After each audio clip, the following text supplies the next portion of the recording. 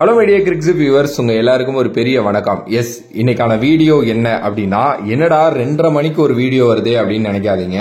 S, இந்த video பண்றப்ப 2:30 மணி, அது எப்போ ரிலீஸ் ஆகுமோ 3 மணி ஆயிரும். எப்படியும் என்ன மேட்டர் அப்படின்னா, இப்பதான் ஐபிஎல் முடிஞ்சு நாங்க வீட்டுக்கு வந்தேன். ஸோ அதனால இப்ப ரிவ்யூ பண்ணிடலாம் அப்படின்னு சொல்லிட்டு தான்.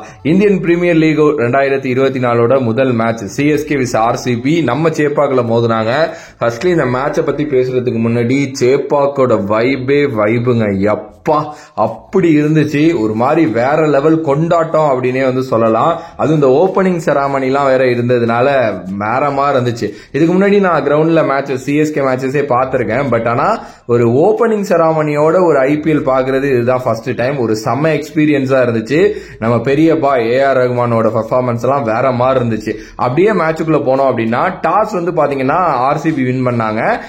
நம்ம எல்லாருக்குமே தெரியும்ல, ருத்ராஜ் தான் கேப்டன். சோ அவரோட சேர்ந்து ஃபேபும் வந்தாரு. சோ ஃபேபு உடனே நாங்க பேட்டிங் பண்ணிக்கிறோம் அப்படின்னு சொல்லிட்டாரு. அடுத்த செகண்டே சொன்னாரு பேட் ஃபர்ஸ்ட் அப்படின்னு சொல்லிட்டு. சேப்பாக் பொறுத்த வரைக்கும் பேட்டிங் தான் கரெக்டான ஒரு விஷயம் தான் தெரியும். ஆப்வியஸ்லி சிஎஸ்கே வின் பண்ணியிருந்தாலும் அதான் பண்ணிருப்பாங்க. எஸ், பெங்களூரு பொறுத்த வரைக்கும் விராட் கோலி டூப்ளிசிஸ் இறங்கினாங்க. ஒரு மாதிரி போயிட்டு இருந்துச்சு. டூப்ளிசிஸ் ஒரு மாதிரி அடிக்க ஆரம்பிச்சாரு. கிட்டத்தட்ட 8 அடிச்சாரு. அவரு 35 ரன் அவர் இருந்தப்ப அவரை முஸ்தபிசூர் எடுத்தாரு. அதுக்கப்புறம் அந்த ரஜத் பட்டிதார் டக் அவுட் ஆனாரு. மேக்ஸ்வெல் டக் அவுட் ஆனாரு. அதுவும் மேக்ஸ்வெல் அவர் பிடிச்ச ஃபர்ஸ்ட் பால்லே டக் அவுட் ஆகி போனாரு. அடுத்தபடியா பாத்தீங்க அப்படின்னா, கேமரூன் கிரீன் ஏதோ ஒரு நாக் ஆடுற மாதிரி இருந்துச்சு. ஆனா அவரும் ஒரு 18 ரன்ல முஸ்தபிசூர் எடுத்தாரு. சோ அதுக்கு அப்புறம் விராட் கோலியும் அவுட் ஆனாரு. டோட்டலா முஸ்தபிசூரே 4 விக்கெட் எடுத்துட்டாரு. வேற மாதிரியான பவுலிங் அப்படின்னே சொல்லலாம். அனுஜ் ராவத்தும் தினேஷ் கார்த்திக்கும் அதுக்கப்புறம் ஒரு பார்ட்னர்ஷிப் போட்டாங்க. கடைசி பால் வரைக்கும் அந்த பார்ட்னர்ஷிப் போனுச்சு. ஈவன் தோ அவங்களோட பார்ட்னர்ஷிப்னால தான் டீமோட ஸ்கோர் 173 பாத்தீங்க அப்படின்னா ஆனிச்சு. ஐ திங்க் 75 ரன்லயே நம்ம பாத்தீங்க அப்படின்னா 5 விக்கெட் ஆயிருந்தாங்க. அதுக்கப்புறம் ஒரு வேற லெவல் பார்ட்னர்ஷிப் அப்படின்னே சொல்லலாம்.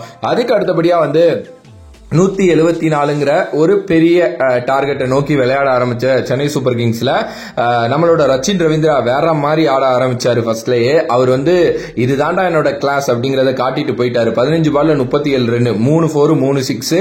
ருத்ரா தேக்வாட் 15 ரன்லயே அவுட் ஆனாரு. அதுக்கப்புறம் அஜிங்கியா ரகானே ஒரு சின்ன கேமியோ ஆனாரு. டேரில் மிச்சலும் ஒரு சின்ன கேமியோ ஆனாரு. பட் கடைசியில சிவம் டூபே, ரவீந்திர ஜடேஜா எப்படி ஐபிஎல் ஃபைனல் 2023 முடிச்சாங்களோ அதே மாதிரி இதையும் முடிச்சாங்க. அதுவும் குறிப்பா சிவம் டூபே இம்பாக்ட் பிளேயரா உள்ள 28 பால்ல 34 ரன் வேற மாதிரி ஆடி கொடுத்துட்டு போயிட்டாரு அப்படின்னே சொல்லலாம். இதுல இருந்து நிறைய டேக் அவேஸ் இருக்கு. குறிப்பா துஷார் தேஷ்பாண்டே இருக்காரு பாத்தீங்களா, எவ்வளவு ஒய்டு போடுறாருங்கிறீங்க, போட்டுக்கிட்டே இருக்காரு. அதுதான் காண்டா இருந்துச்சு. சீரியஸ்லி போன வருஷமே இது அவரோட ஒரு பெரிய மிஸ்டேக்கா எல்லாரும் சொன்னாங்க. கண்டிப்பா அதுல இருந்து மாத்திக்கிட்டு வந்திருக்கணும். பட் ஸ்டில் வரல. ஏன்னா இன்னும் நிறைய காலங்கள் இருக்கு. அதை கத்துக்கிட்டாரு அப்படின்னா அவர் பெரிய லெவலுக்கு போகலாம். ஏன்னா அவர் ஒரு விக்கெட் டேக்கிங் ஆப்ஷன் பவுலரா இருக்காரு. ஆனா அந்த ஒய்டு நோபால்லாம் இது மாதிரி கிரிக்கெட்ல எக்ஸ்கியூஸே சொல்லக்கூடாத ஒரு விஷயங்க. ரொம்ப ரொம்ப தப்பான ஒரு விஷயம். ஹர்ஷதீப் சிங்க நிறைய டைம் டிராப் பண்ணதுக்கு காரணமே இந்த நோபால் போடுறது மாதிரி தான். இவர் அதிகமா ஒய்டு போட்டுக்கிட்டு இருக்காரு. எனிவே, சென்னை சூப்பர் கிங்ஸ் ஜெயிச்சிட்டாங்க. 2008 தான் ஆர்சிபி இதுக்கு முன்னாடி சேப்பாக்ல ஜெயிச்சிருக்காங்க சிஎஸ்கேவை. மேபி அது இப்ப மாத்தி எழுதப்படும் அப்படின்லாம் நிறைய பேர் சொல்லிட்டு இருந்தாங்க. பட் அதெல்லாம் ஒன்னும் நடக்கல. சென்னை 6 விக்கெட்ல ஜெயிச்சு இப்ப பாயிண்ட் டேபிள்ல நம்பர் 1 இடத்துல இருக்காங்க. சரி, உங்களோட கருத்து இந்த மேட்சை பத்தி என்ன அப்படின்ட்டு மறக்காம கமெண்ட் பாக்ஸ்ல கமெண்ட் பண்ணுங்க. முஸ்தபிசூர் அவர் தான் வேற மாதிரி ஒரு கேம் ஆனாரு. சிஎஸ்கே பிச்சில், அதாவது சென்னை பிச்சில் முஸ்தபிசூர் செட் ஆவாரு நமக்கு தெரியும். பிகாஸ் நானே சொல்லியிருந்தேன் அவர் நிறைய கட்டர்ஸ் போடக்கூடிய ஒருத்தர் அப்படின்னு சொல்லிட்டு. ஆனா இந்த அளவுக்கு செட் ஆவாரா அப்படிங்கறதெல்லாம் சத்தியமா எனக்கு தெரியல. பார்க்கலாம் வரப்போற காலங்கள்ல அவரோட பெர்ஃபார்மன்ஸ் எப்படி இருக்க போகுது அப்படின்னு சொல்லிட்டு. வேற லெவல் மேட்ச், வேற லெவல் வைபு முடிஞ்சு மொத்தமா இப்ப உட்காந்தாச்சு. இதுக்கப்புறம் நிறைய மேட்சஸ் இருக்கு, பார்க்கலாம். ஒவ்வொன்னா ரிவ்யூ பண்றேன். உங்களோட கருத்துக்களை மறக்காம கமெண்ட் பாக்ஸ்ல விடுங்க. வேறொரு வீடியோல வேறொரு கான்செப்ட்ல சந்திக்கின்றேன். நன்றி, வணக்கம்.